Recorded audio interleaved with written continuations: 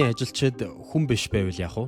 173 см өндөртэй, 57 кг жинтэй, хизээч цайны завсарлага гэж авдаггүй, хуучин машинаас хямдхан үнэтэй роботууд ажиллаж ивэл яах вэ? Энэ бол уран зөгнөлт шинжлэх ухааны кино ш. Tesla-гийн яг одоо бүтээж байгаа Optimus хэмээх хүн дүрстэй робот.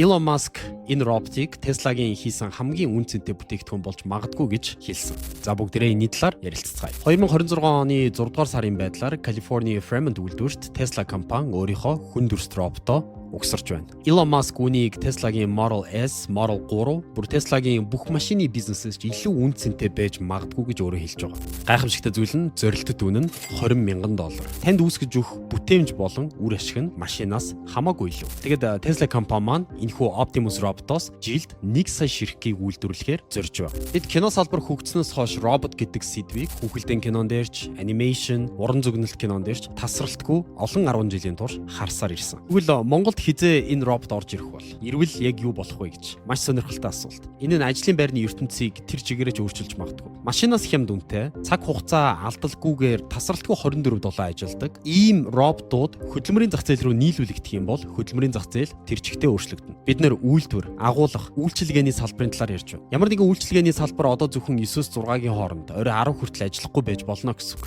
Тэр байгууллага 24/7 ч тасралтгүй ажиллаж болно. Гэхдээ мэдээж энэ нь Монголд шууд нөлөөлөхгүй. Монголд бол урт хугацаанд нөлөөлөх баг. Гэхдээ хамгийн гол нь энэ чиг хандлага нэгэнд л үүсч эхэлсэн бол бидний хэр хурдан дасан зохицох вэ гэдгээс л бүх зүйл хамаарна гэсэн үг. Гэхдээ бас нэг анхааруулах зүйл бий. Мэдээж бид нар болгоомжтой байх хэрэгтэй. Elon Musk энэ дээр цаг хугацааны амлалтаа угаасаа үргэлж хэтрүүлж хэлдэг. Магадгүй 2026 онд бид нар гаргана гэх юм бол Elon Musk-ийн амлалт хойшилдог учраас бид нар бас тэрийг тооцоолж үзсэн дээр баг. Тэгэхээр бодод үзэхээр хэрэглээнд гарах гэж хэр удах уу? Дээрэс нь Монголд нутагших гэж хэр удах уу? Дээрэс нь хэрэглэгчийн зах зээл, хөдөлмөрийн зах зээл үүнийг хүлээж авах гэж хэр удах уу? За тэгээд тэр нь энгийн хэрэглээнд ортлоо хэр удах вэ гэхээр бас хангалттай хугацаа байгаа гэж бодож байна.